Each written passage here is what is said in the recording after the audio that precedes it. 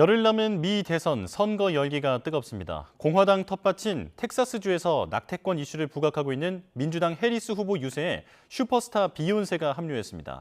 트럼프에 올인하고 있는 일론 머스크는 경합주 유권자에게 매일 100만 달러, 우리 돈 14억 원의 상금을 지급하고 있어 위법 논란에 휩싸였는데요.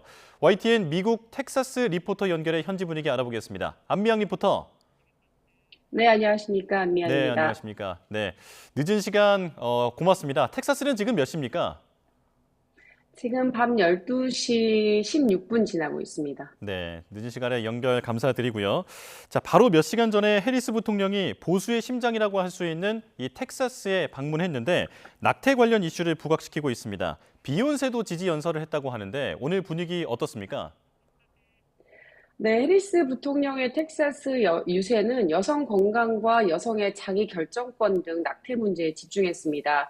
또 텍사스에서 일어나고 있는 낙태로 인한 피해 여성들과 낙태 관련 소송 등을 소송의 소송 대상자들이 나와서 집중 조명됐는데요. 제시카 알바의 지지 연설을 시작으로 이후 산부인과 의사들 50여 명이 연단에 올랐습니다. 이는 낙태 이슈에 집중하고 있다는 것을 상징적으로 보여주는 장면이라는 평가가 나오고 있습니다. 또 이들은 현재 텍사스에서 건강상 위험에도 불구하고 낙태 전면 금지로 인한 피해 상황을 전했는데요. 의사로서 텍사스의 여성들이 위기에 처해 있다면서 여성의 자기 결정권 자유를 위해 싸우는 것을 멈추지 않을 것이라며 도널드 트럼프 대통령 당시 재임 당시 로데웨이드 판결과 텍사스의 일명 심장박동법이라 불리는 낙태금지법을 강하게 비판했습니다.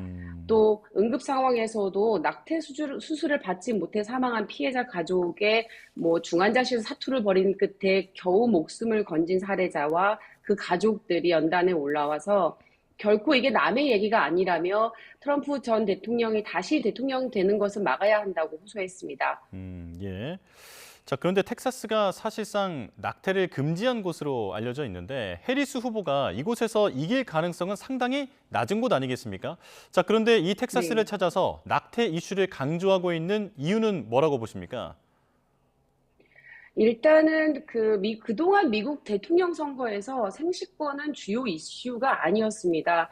하지만 2022년 6월에 헌법상 낙태 권리가 폐지됐고 이후에 이를 반대해왔던 민주당은 여러 선거에서 낙태 이슈를 내세워서 기대 이상의 성과를 거두기도 했거든요.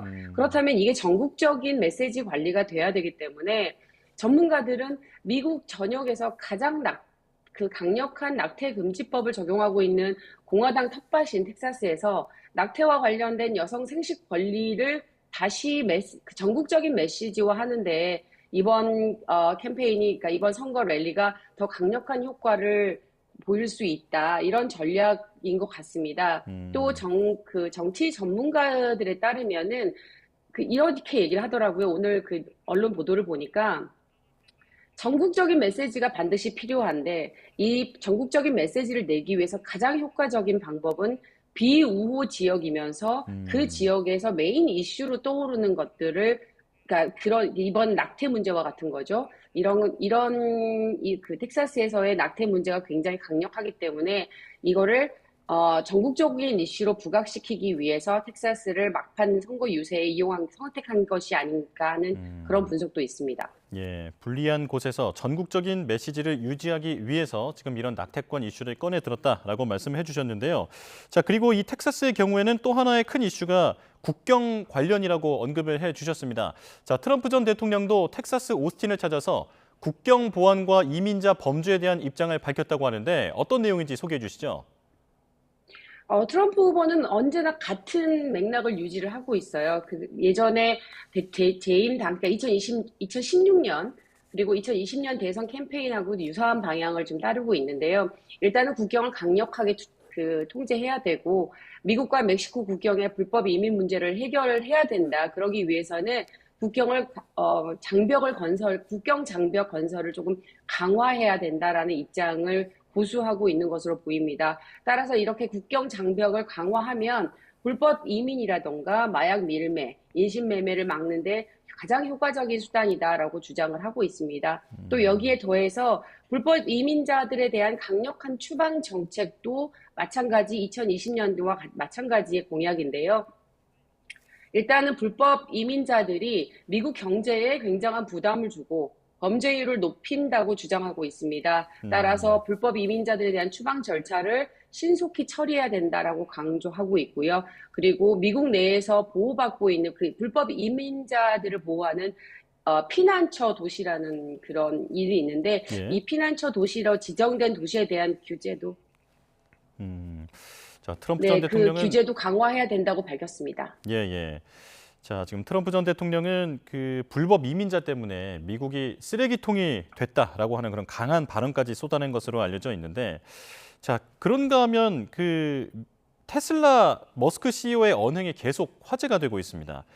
지금 그러니까 표현의 자유와 총기 소지 권리를 지지하는 청원에 서명하는 사람 한 명에게 100만 달러, 그러니까 우리 돈으로 14억 원을 주겠다라고 하는데 이래도 되나 싶기는 하거든요. 자, 유권자들의 반응은 어떻습니까? 일단은 전형적으로 대표적으로는 딱 두 개 그 보수 진영과 진보 진영의 이제 극명하게 지금 분위기는 갈라지고 있는 분위기고요. 일단 머스크가 표현의 자유 그리고 총기 소지 권리와 같은 보수 진영의 핵심 가치를 강력하게 지지하는 모습을 보여왔습니다. 음, 따라서 이는 그도 공화당 및 보수 성향의 유권자들에게 매우 긍정적인 반응을 얻고 있고요.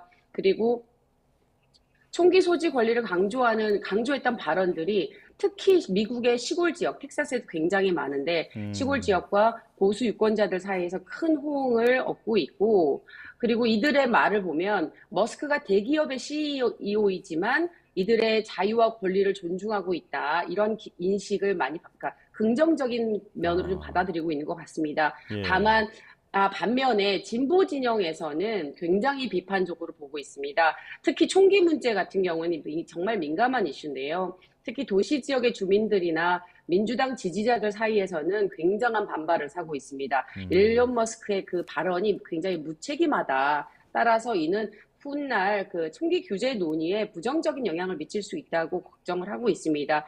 하지만 음, 그리고 좀 인상적인 거는 중도층의 반응인데요. 일단 중도층들 같은 경우는 표심을 어, 조금 이렇게 혼재되어 있는 양상입니다. 일론 머스크가 표현의 자유와 총기 소지와 같은 그런 중요한 권리를 지지하는 건 이해한다. 하지만 이런 발언들이 정치적인 논란을 일으킬 때 책임 있는 기업의 리더로서의 역할인가라는 음, 의문을 좀 제기하고 있고요. 예, 따라서 일부 중도층들은 일론 머스크가 기술 혁신을 통해서 긍정적인 변화를 이끌어가면서 사회를 발전시키는 데 좀 더 집중하고 정치적인 언행은 좀 자제하는 게 좋지 않느냐라는 반응도 있습니다. 예. 일론 머스크가 확실히 지지자들에게는 어떤 반향을 일으키고 있는 것 같은데, 자, 그런데 원래 일론 머스크는 민주당 지지자였던 것으로 알려지지 않았습니까? 왜 갑자기 트럼프를 지지하게 됐을까요? 일단 그러니까 기업가이기 때문이라는 평가가 조금 지배적이에요. 일단은 정부 규제에 대한, 그러니까 트럼프를 지지하게 된 이유에 대해서 우선 정부 규제에 대한 반감, 그리고 표현의 자유, 총기 소지의 권리에 대한 지지, 그리고 반기득권적인 태도, 이런 거 관련이 있다고 하는데, 일단 일론 머스크 같은 경우는 2022년에 자신이 민주당에서 공화당으로 성향을 바꿨다고 공개적으로 밝혔거든요. 음, 그러면서 기업도 본사를 캘리포니아에서 텍사스로 옮겨왔고요. 이런 데에서는 분명히 기업 규제가 가장 크게 영향을 미쳤다고 봅니다. 캘리포니아에 비해서 텍사스는 굉장히 친기업적인 주이기 때문에 일단 기업의 법인세라던가 기업과 관련된 세금이 거의 없는 편이고 음, 영업세 1%만 내면 되고요. 그리고 직원들도 소득세가 여기는 없기 때문에 텍사스는 소득세가 없는 주거든요. 그래서 이렇게 친기업적인 환경을 기업가로서 더 옹호해 온 게 아닌가. 따라서 테슬라나 스페이스X 같은 대기업을 이끄는 머스크 입장에서는 정부의 과도한 규제가 기업 혁신을 저해한다고 생각을 했던 것 같고요. 그렇게 보는 전문가들도 많습니다. 그리고 두 번째는 예, 표현의 자유 문제인데 본인이 과거에는 표현의 자유에 대한 언급을 별로 하지 않았다가 트위터를 인수한 이후로 지금 현재 X라고 불리는 트위터를 인수한 이후에 소셜미디어 플랫폼에서의 검열 문제를 강하게 비판해 왔습니다. 이 또한 그러니까 일론 머스크가 공화당에 더 가까워지게 만든 중요한 요인 중 하나라는 분석이 지배적입니다. 예. 그러니까 기업가로서의 판단이 하나가 있고 그리고 표현의 자유라고 하는 그 가치를 공유하는 사이다. 이렇게 정리를 해보면 좋을 것 같은데요. 자, 트럼프에게 머스크가 있다면 해리스에게는 빌 게이츠가 있습니다. 지금 해리스 부통령에게 690억 원 상당의 기부를 했다고 하던데 그런데 이걸 공식적으로는 발표하지 않았다라고 하더라고요. 어떤 이유에서 그렇게 한 것으로 보입니까?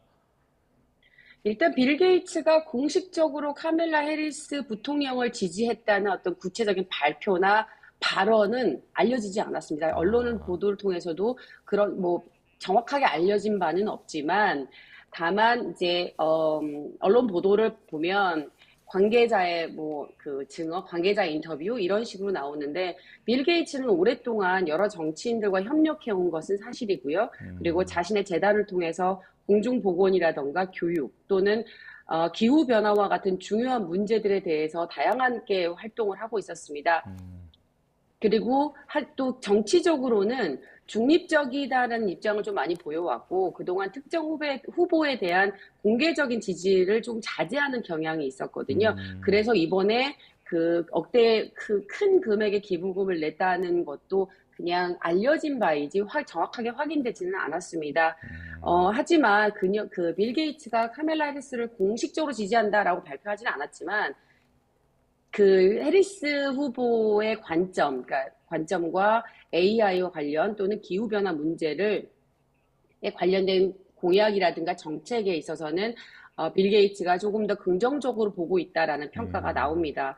또 빌 게이츠가 그 정치적 입장을 앞으로도 공개하지 않을 거지만 글로벌 보건 문제 그리고 뭐 기후 문제에 관련 그런 문제 등에서는 협력을 우선시하는 정부를 지지할 것이다라고는 공개했거든요. 그래서 기후 문제에 관련된 거는 아무래도 공화당보다는 민주당이 더 가깝기 때문에 조금 더 적극적으로 나서고 있어서 언론 보도를 보면 이런 빌 게이츠의 발언이 그 해리스의 정책과 유사한 부분이 많아서 이제 빌 게이츠가 해리스를 지지하고 있다라고 평가하는 것 같습니다. 네. 일론 머스크와 빌 게이츠 이런 거물들 간의 싸움도 관전 포인트 중에 하나라고 볼 수 있겠습니다. 자, 열흘 앞으로 다가온 미 대선 현지 분위기 살펴봤습니다. YTN 텍사스 안미양 리포터와 함께했습니다. 고맙습니다. 고맙습니다.